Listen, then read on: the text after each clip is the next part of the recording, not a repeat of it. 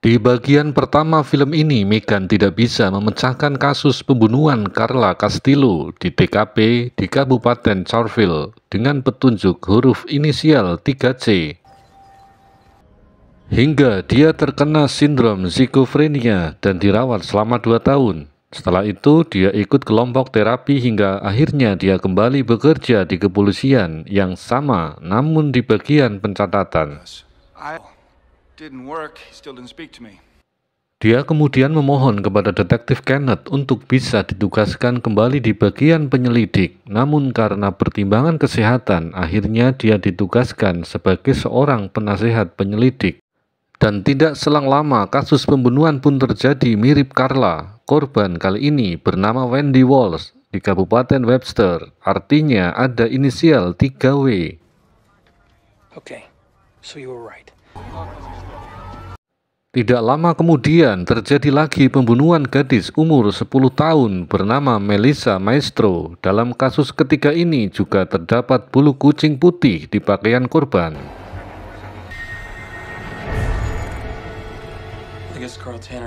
Baiklah, tanpa berlama-lama kita lanjutkan alur ceritanya di bagian kedua.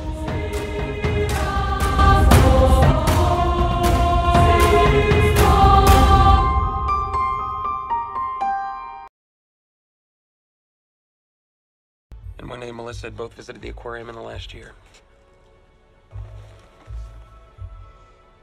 All right. If you don't mind. Oh, what do you mean? Megan menghubungi Richard, salah satu teman di kelompok terapi. Dia menceritakan kambuh lagi, halu, dan kecemasan yang berlebihan, sehingga sulit membedakan antara kenyataan dan halu. Richard menyarankan agar Megan sementara menghentikan kegiatannya di penasihat penyelidikan, namun Megan tidak menerima saran itu dan tetap akan melanjutkan. Mendengar itu, Richard menyarankan lagi agar Megan berkonsultasi kembali dengan dokter mereka, dan kemudian Richard mendukungnya untuk menemukan pelakunya, selama dia masih bisa mengendalikan skizofrenianya. Namun, belum selesai perbincangan, Megan mendapatkan pesan dari tim bahwa ada seorang yang tengah menyandera seorang gadis dengan menodongkan senjata.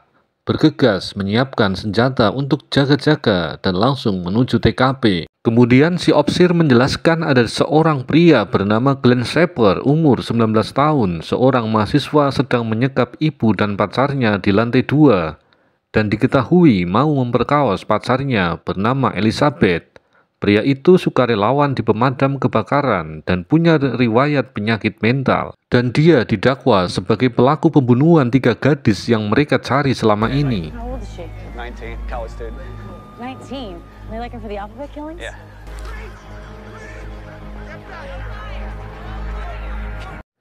Megan nekat memasuki rumah itu padahal sudah dilarang oleh tim kepolisian. Dia ingin bernegosiasi dengan pelaku dengan caranya. Padahal secara standar operasional, di saat seperti itu tidak dibolehkan, karena itu secara resiko sangat berbahaya.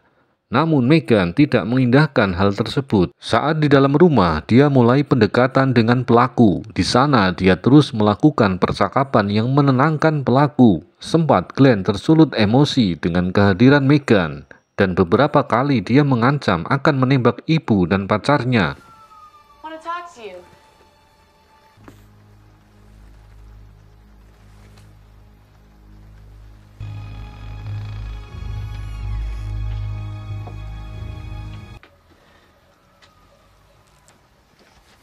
Move. Those girls. He tried to rape me. Glenn yang punya penyakit mental merasa bahwa apa yang dilakukannya itu benar dan tidak salah karena dia tidak melakukan apapun. Namun Elizabeth membantahnya bahwa Glenn mau memperkaosnya. Akhirnya Glenn luluh dan mau mendengarkan ucapan Megan dan meletakkan senjatanya di atas meja. To an argument? See, to explain that, if you let her go, and everyone sees that you don't mean to hurt anyone.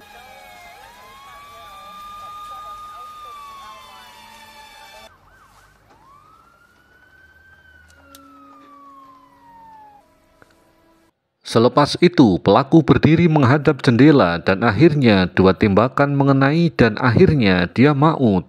Sontak ibunya histeris melihat anaknya maut di depan matanya.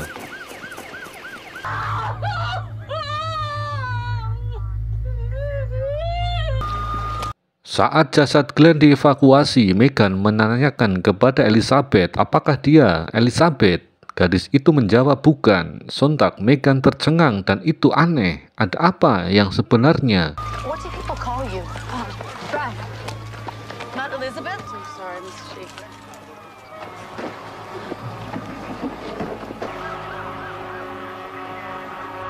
He agreed to let Elizabeth leave.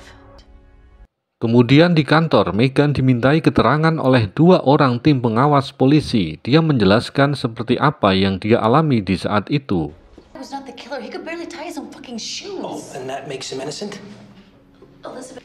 Selepas itu, Kenneth juga menginterogasinya. Keterangan yang disampaikan Kenneth bahwa Glenn mencoba untuk melawan sehingga dia ditembak oleh polisi.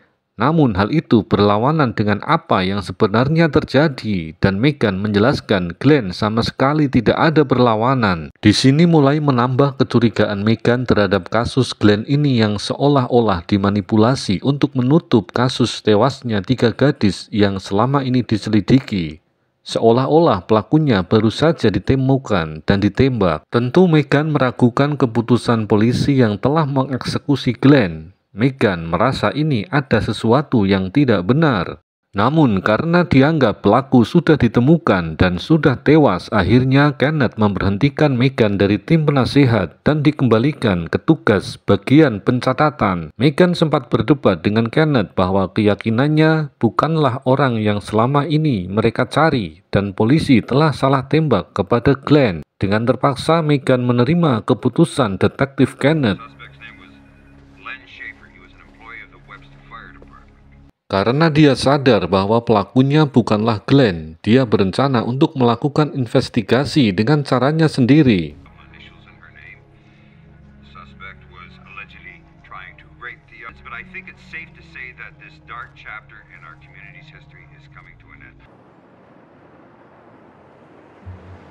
Pagi harinya, Megan mendatangi TKP melalui jendela untuk mencari petunjuk lain di sana.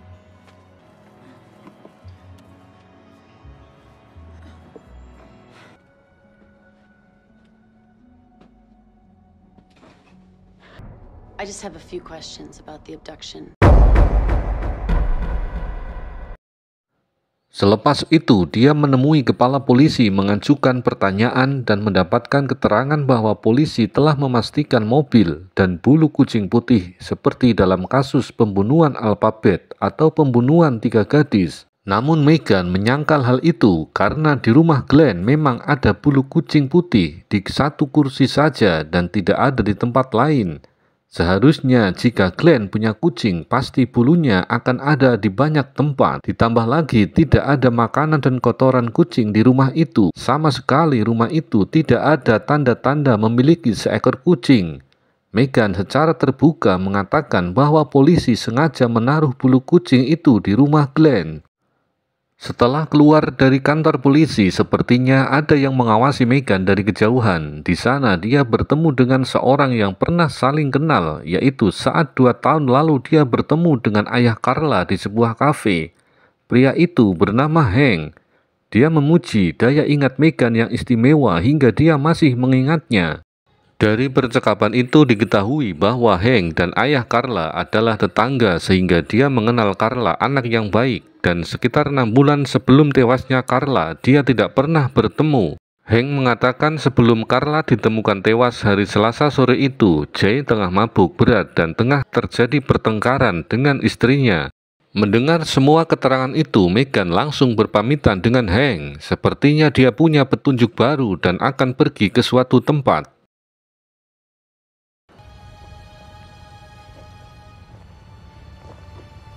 Yang ternyata dia menemui ayah Carla. Jay menjelaskan bahwa pada hari Selasa itu memang bersama putrinya, namun dia bertengkar dan membentak Carla dengan sangat keras. Dia merasa telah gagal tidak bisa menjadi ayah yang baik, sehingga Carla pergi ke rumah neneknya selama sekitar 6 bulan. Diketahui nenek Carla adalah seorang Katolik dan memberikan kalung salib itu kepada Carla. Dan pada hari Selasa itu, Carla dibawa neneknya ke gereja Michelle. I had her go with her grandmother after that. My mother, she's very Catholic. Just Megan. I think Michael's is the connection. All 3 girls went there. I'm going there right now. Megan mendapatkan petunjuk baru dan kemudian dia bergegas menghubungi Kenneth bahwa dirinya tengah menuju gereja Michelle.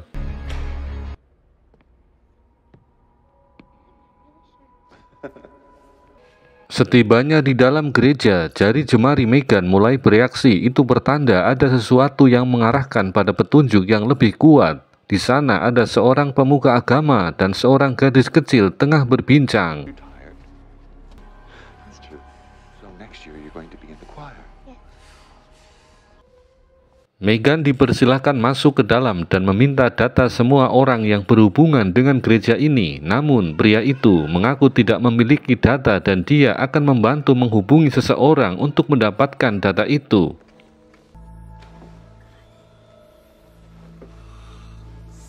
Megan melihat pajangan foto gadis yang ternyata di sana ada foto Carla, Wendy, dan Melissa. Saat itu juga tiba-tiba Megan merasakan skizofrenianya kambuh sangat parah sehingga dia berhalu.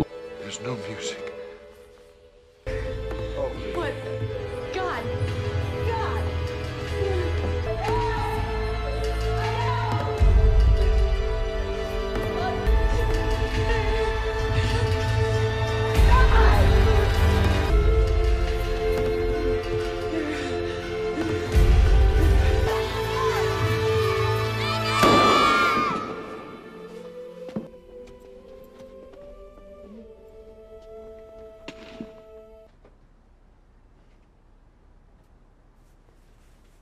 Akhirnya dia tersadar sedang berada di rumah sakit dirawat oleh Dr. Park. Tidak lama dia memaksa keluar dari rumah sakit, padahal Dr. Park telah membujuknya untuk dirawat dulu selama 14 hari. Namun Megan tetap memaksa kabur dari sana. It's not what you need right now. We all want what's best for you. We're all in this together. Nurse, send Alex in here, please. Yourself. This is the same thing. It's your sickness. Think about what's best. What do you want me to do? Let her think. You follow me up.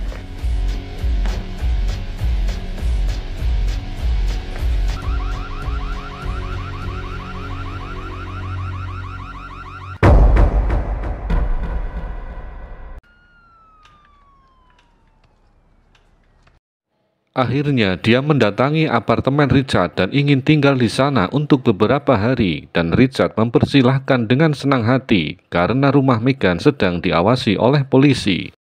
Dia berencana kembali ke gereja itu mencari petunjuk sebelum para polisi mengacaukan bukti-bukti di sana. Untuk kesekian kalinya Richard menyarankan Megan untuk fokus saja pada kesehatan dan tidak perlu melanjutkan penyelidikan itu.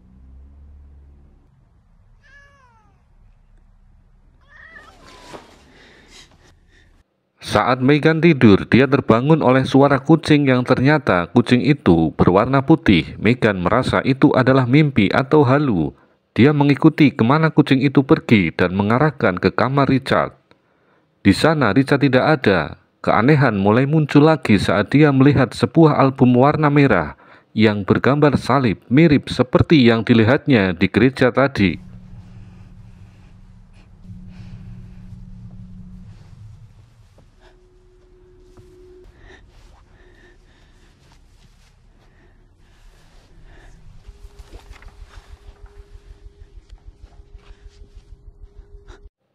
Sontak Megan menebak bahwa Richard ada hubungannya dengan semua ini. Tiba-tiba Richard muncul dengan kursi rodanya dan langsung menyerang. Mira, what are you doing in here? Because then you would know I...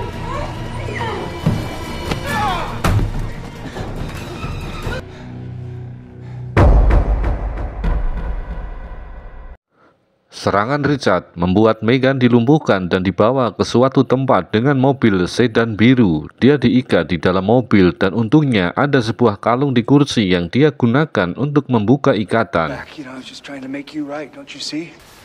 Okay. You all right? Yeah. You're my only friend.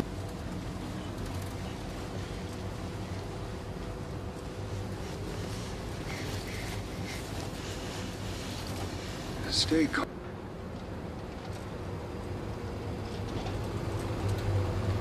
Ternyata dia dibawa ke sebuah pabrik tua dan di sana Richard berniat untuk membius Megan dan akan menghanyutkan ke sungai. Namun beruntung Megan bisa membuka ikatan dan melawan Richard hingga terjadi adu mekanik yang berakhir Richard tertembak dan jatuh ke sungai.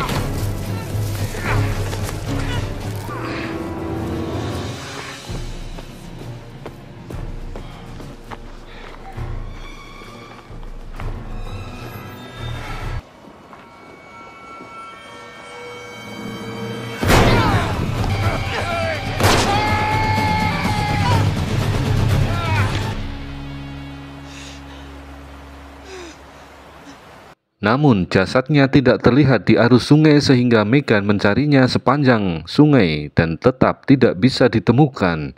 Megan yang skizofrenianya kambuh akhirnya tidak sadarkan diri. Apakah Richard benar-benar maut?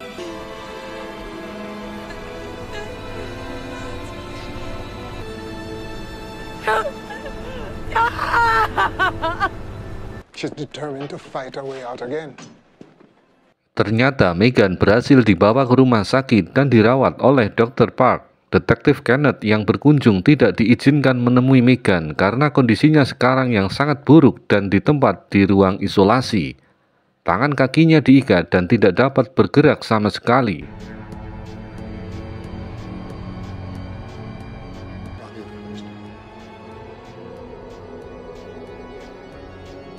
Sementara itu, Richard ternyata masih hidup dan aktif kembali di gereja seperti dulu dan mengincar korban berikutnya. Sampai akhir hayatnya, Megan berada di ruang isolasi dengan kondisi yang sama dan tidak bisa keluar dari ruangan itu. Dia hanya ditemani dengan para roh yang semakin bertambah.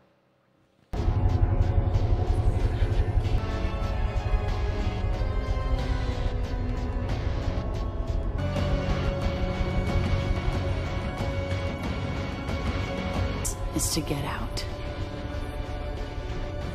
The dead have given me. Dan pada tahun 2006, polisi menggali jasad Glenn dan menetapkannya sebagai tersangka pembunuh berantai. Dan sampai hari ini, pembunuh alfabet yang sebenarnya tidak ditemukan.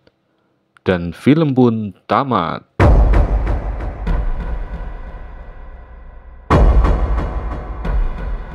Film yang sangat rumit bukan? Itulah alur film The Alphabet Killer kali ini yang sengaja kami buat dua bagian karena film ini memiliki plot twist keren yang diambil berdasarkan kisah nyata, susah dimengerti dan sulit ditebak.